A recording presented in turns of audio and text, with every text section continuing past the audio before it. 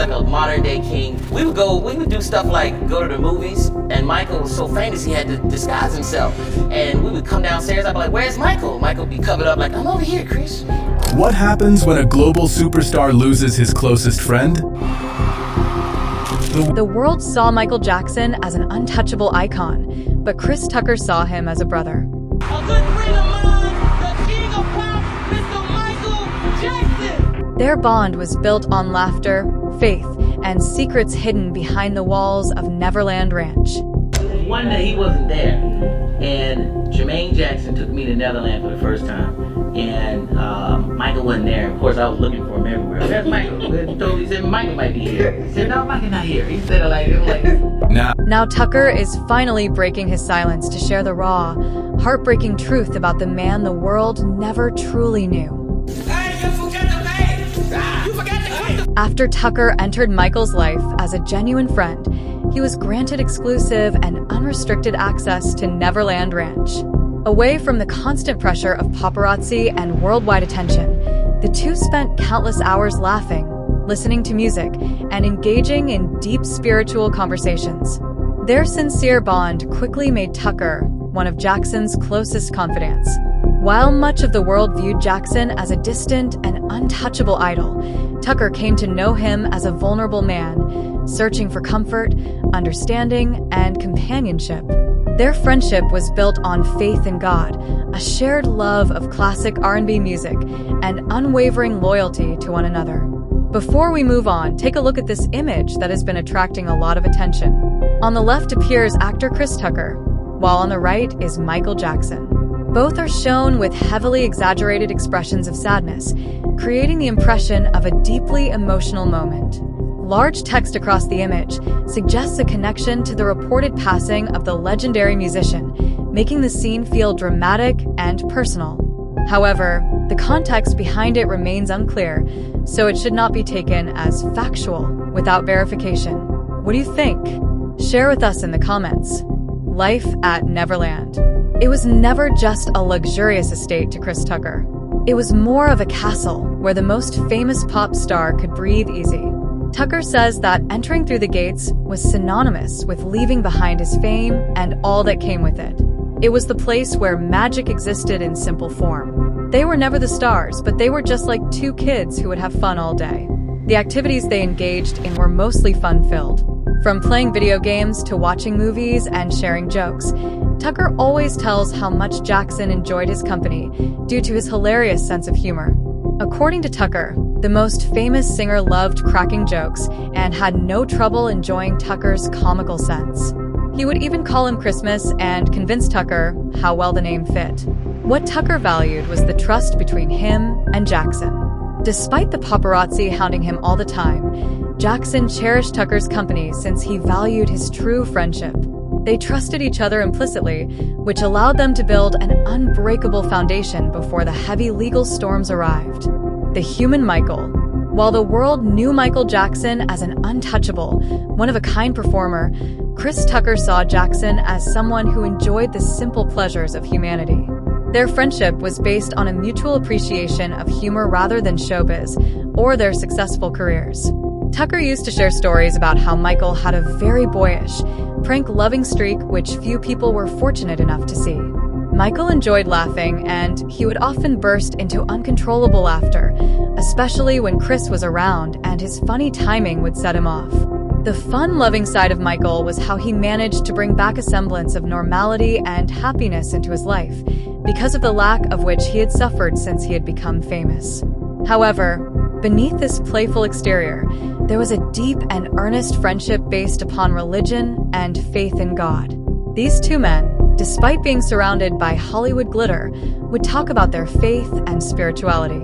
This is because in Jackson's eyes, Tucker was not just a close friend, but also a voice of reason in his otherwise hectic and stressful life. Loyalty in the storm.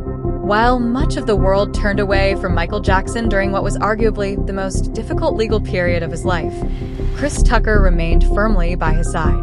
His loyalty was far more than a public gesture. Tucker genuinely believed he knew who Jackson truly was beyond the tabloid headlines and relentless media scrutiny. Even when many had already judged and condemned the singer, Tucker refused to follow the crowd and continued defending his reputation whenever he had the opportunity. Tucker's support was not expressed through dramatic public displays or grand declarations. Instead, he showed his loyalty by being present when Jackson needed a friend the most. This unwavering commitment reached its peak during Jackson's highly publicized 2005 criminal trial, when Tucker took the witness stand as an important defense witness and testified under oath on his behalf. Throughout the difficult period, Tucker regularly visited Jackson, offering companionship during stressful times and helping shift attention away from the negative publicity surrounding him. In interviews, he consistently emphasized Jackson's kindness and positive qualities. For Tucker, standing up for his friend during his darkest moments was simply something he had to do. The final days. The pressure Michael Jackson experienced while preparing for his unprecedented This Is It residency was driven largely by his desire to show his children, who had never seen him perform live, the true scale of his accomplishments. Chris Tucker was among the few close friends who visited Jackson during his final rehearsals at the Staples Center. Tucker later recalled being amazed by Michael's timeless stage presence and performance. At the same time, he noticed how physically thin and frail his friend seemed when they embraced backstage. In the many stories Tucker has shared publicly about Jackson, there is little indication of the immense pressure Michael must have been facing during that period. He is there's going to be light on him, Michael. There's no way. Looking right at Rather than focusing on the darker aspects of the situation, Tucker has chosen to preserve the memory of his friend through stories of happier moments. He often speaks about the laughter they shared, the harmless pranks they played, and the mutual appreciation they had for one another's kindness. Tucker has consistently avoided speculation and media attention surrounding the medical and logistical pressures behind Jackson's final production. Unlike many others, he preferred to remember and honor the man he regarded as a brother. The aftermath and the loss. When Chris Tucker learned of Michael Jackson's death, the world saw a famous comedian mourning a legendary musician. For Tucker, however, it was the loss of a brother. Rather than immediately stepping in front of cameras when the news broke, he chose to grieve privately and reflect on the profound impact Michael had on his life. Jackson's passing left Tucker without a close friend, trusted companion, and someone who had shared many important moments with him. Tucker's response was marked by a strong desire to protect both Michael's memory and his reputation, which continued to face criticism and media scrutiny after his death. To Tucker, Michael was far more than a global superstar. He was a loyal friend whose guidance, support, and friendship had helped him navigate difficult periods and gain a deeper sense of perspective. In the years that followed, Tucker kept Michael's memory alive by sharing their funniest and most memorable experiences during his comedy tours, transforming his grief into a celebration of his friend's life. As he later admitted, losing Michael taught him the value of cherishing genuine friendships and continuing life according to his own principles and beliefs rather than following others. The creative genius. While Quincy Jones is considered to be the producer of Michael Jackson, he is best described as the architect who helped to turn a childhood artist into a pop icon of the 20th century. Their collaboration started in 1978 when Jones produced the soundtrack for The Wiz. Jackson approached Jones, asking him to recommend a producer for his upcoming solo album. Jones, impressed by Jackson's professionalism, talent, and work ethic, offered to produce what became Off the Wall, Thriller, and Bad. It was at this point that he began shaping what is now known as the language of pop with Jackson. As Jones believed that it was time to move from Motown-style music, he encouraged Jackson to expand his horizons by adding disco, rock and roll, funk, and R&B sounds into his music, which resulted in the creation of such iconic works. Those were the records that helped to break down racial boundaries in radio airplay and became the gold standard of sound quality. Quincy never stopped being in admiration of Jackson's talent and his single-minded dedication to his art. Child prodigy to adult icon. Prior to becoming a household name across the globe, Michael Jackson was the youngest star of the Motown galaxy, nurtured under the careful supervision of its founder, Berry Gordy. Gordy discovered the boy Michael on videotape during the Jackson 5's first tryout in 1968. At that time, Gordy immediately noticed the unique gift of the little boy who not only had singing abilities, but was also able to merge perfectly with the lyrics. According to Gordy, Michael was the best embodiment of what is known as the Motown sound, a perfect combination of soul and pop that was destined to dominate mainstream America. With Michael's age, the relationship between them did not lose relevance for Gordy. On the contrary, it allowed Gordy to see Michael's transformation from a precocious child performer to the artist with a unique vision. Throughout their long relationship, Gordy repeatedly expressed admiration for the boy's incredible work ethic and creative independence. Gordy's attitude towards Michael can be described as professional respect. He realized Michael's talent was exceptional and thus gave the boy the freedom he needed to become a solo performer. The pressure of fame. Paul McCartney, who played on stage and recorded music with Michael Jackson, knew firsthand how isolating the experience of being a worldwide star could be. As a person who had experienced the move from being a Beatle to becoming a solo artist, McCartney was acutely aware of the implications of Jackson's fame. It is said that he often referred to Jackson as someone who was a king of pop and who seemed like an untouchable god on earth to the outside eye. In reality, he was nothing more than an individual caught up in an extremely difficult and suffocating machine.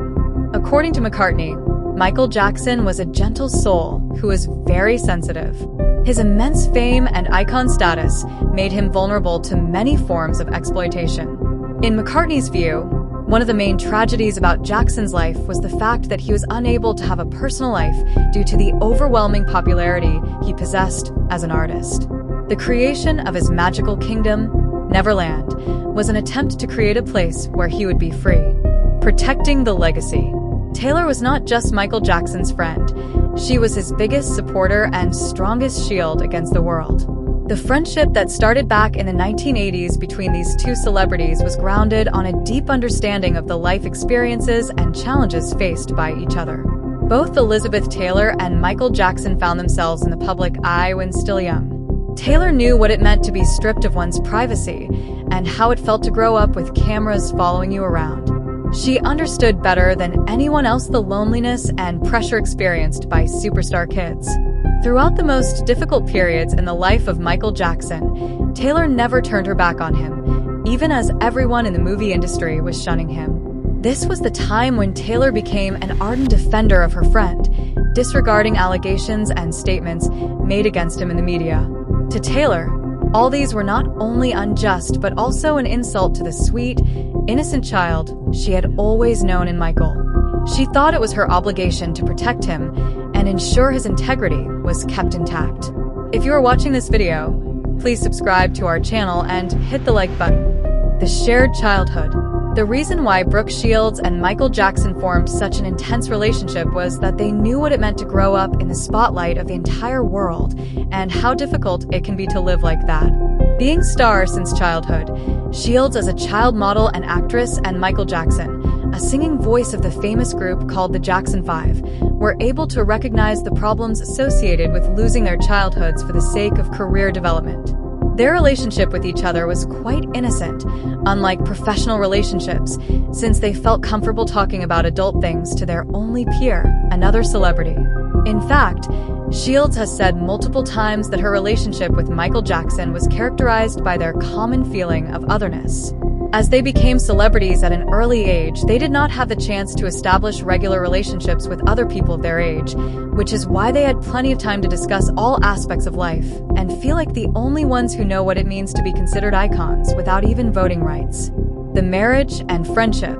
The story of Michael Jackson and Lisa Marie Presley is still one of the most discussed stories in pop culture today. The two met back in the early 90s and connected over what they had in common, their heavy load to carry as they both inherited from their fathers a great legacy.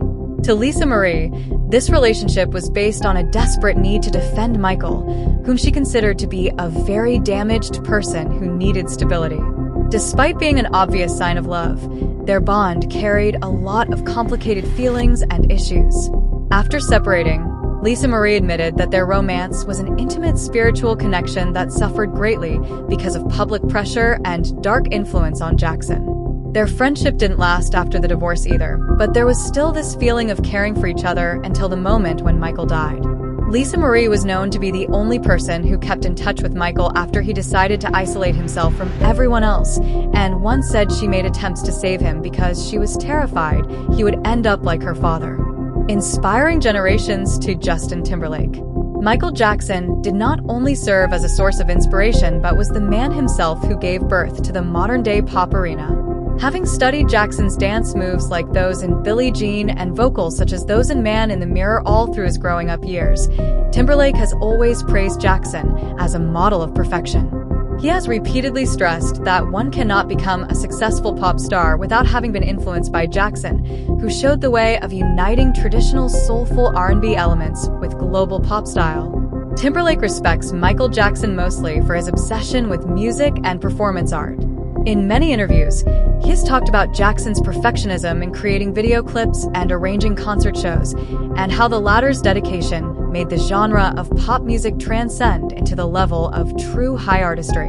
According to Timberlake, the success of a pop artist does not only depend on his or her talent, but also on an incredible desire to work and perfect his or her skills. Thus, Jackson will be respected and idolized by the newer generations of pop stars. The humanitarian. In addition to the statistics and media attention, Michael Jackson's loved ones often described a man who was motivated by a profound and consistent desire to help humanity through humanitarian aid. Although many people knew about the famous Heal the World Foundation and other such charitable efforts made by the singer to help people in need, Jackson's friends and colleagues would emphasize his efforts that remained hidden from public view. For example, his loved ones often stressed the fact that Jackson felt that giving back was more of a responsibility than a duty. As a result, he usually avoided going through formalities in order to give money to people in need. Jackson's real character could be seen in how he stayed by children's bedsides in hospitals, writing personal messages on cards while taking a much-needed break from working hard on his recordings. According to his associates, Jackson had an unusual ability to feel for others' pain, making him cry in response to their troubles while acting spontaneously. His friends emphasized his desire to anonymously fund expensive surgeries for strangers or help out people who faced some sudden tragedy in life. Music as medicine. For Smokey Robinson, a longtime friend and professional associate who saw Michael Jackson transform from a diminutive Motown wonder kid to world domination, Bobby Taylor was one of our singers at Motown who was instrumental in bringing the Jacksons. The ultimate measure of Michael's career was in the power of his art as a healer. Robinson often pointed out Michael's creative genius and mentioned that unlike other artists, Michael didn't just make music. Rather, Robinson believed that during all those decades he knew him, Michael understood perfectly that music could heal the deepest pains and close the biggest gap between people of different nationalities. This point of view was heavily influenced by the two artists' common Motown background. In many interviews, Robinson spoke about the incredible burden that Michael carried all the time and wondered why it only inspired the production of the most comforting tunes for millions of listeners. According to the legend, Michael's medicine lies in total truthfulness. That is, since the singer pours himself into each song he makes, the listeners receive a kind of relief. Indeed, regardless of the controversies that were present in Michael's last years before the fatal incident of 2009, Smokey Robinson considers his music to be healing. The unexpected exit. Everything came to a standstill around the globe on June 25th, 2009, when it was announced that Michael Jackson had gone into cardiac arrest at his house in Los Angeles. It all started with the rumors spread via the globally established social media platform of Twitter and grew into something much larger, news of the untimely loss of the King of Pop. The information prompted an outbreak of collective grief of such proportions that it caused a virtual meltdown as thousands upon thousands turned to sources, such as TMZ and other news agencies, to confirm their worst fears. The unprecedented surge in traffic completely crashed Twitter for hours while Google's automated systems briefly blocked millions of queries, mistaking the sudden explosion of Michael Jackson searches for a coordinated malware attack.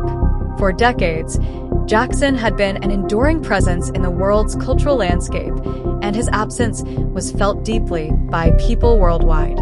The media coverage alternated from mourning what he had given to the music industry to speculating about what had led to his medical complications. Whether it be the images broadcast from his visit to the UCLA Medical Center or the vigils spontaneously formed around the world, June 25th would come to symbolize a turning point for generations to come. The memorial service. Exactly 12 days after his untimely death, the whole world came together in Los Angeles' Staples Center to say goodbye to Michael Jackson on July 7, 2009, being the place from which he was planning his comeback concerts titled This Is It. The memorial ceremony became one of the biggest gatherings ever attended, involving more than 17,500 ticket holders and hundreds of millions watching globally. It was an extremely emotional ceremony that managed to combine grief and celebration of this great artist. Since the time when the heavy golden casket made of bronze appeared, everything was filled with sincere sorrow. Music artists Mariah Carey, Stevie Wonder, Lionel Richie, and others performed memorable tributes to him, while Berry Gordy and Brooke Shields honored the idol with their speeches. The most touching moment happened when Michael Jackson's daughter, Paris, broke her silence, delivering the tribute that revealed a lot about her father. Daddy has been the best father you could ever imagine. After all the ceremonies were finished, the ceremony ended with an instrumental rendition of Man in the Mirror with a lonely spotlight on the mic in the middle of the stage. The world grieves. After the death of Michael Jackson, it is safe to say the world experienced one of the largest outpourings of mourning on a planetary level. Within just hours of Jackson's death, fans were erecting their makeshift memorials for him. From Tokyo to London, from New York to Cairo, they were gathering in squares all around the world, lighting up candles, singing Jackson songs, and even doing his signature dance moves as acts of reverence towards a legend whose work touched the lives of countless numbers. Fans in Berlin turned the sidewalk of his former hotel into a shrine dedicated to him, using flowers and photos as tributes. In Rio de Janeiro, there were groups of dancers arranging their own personal tribute to the late star. Even the Apollo Theater located in Harlem, and the very spot where Jackson gained recognition as a musician years ago, became the epicenter for a massive wake party. While watching videos of these events, there was one thing I noticed repeatedly.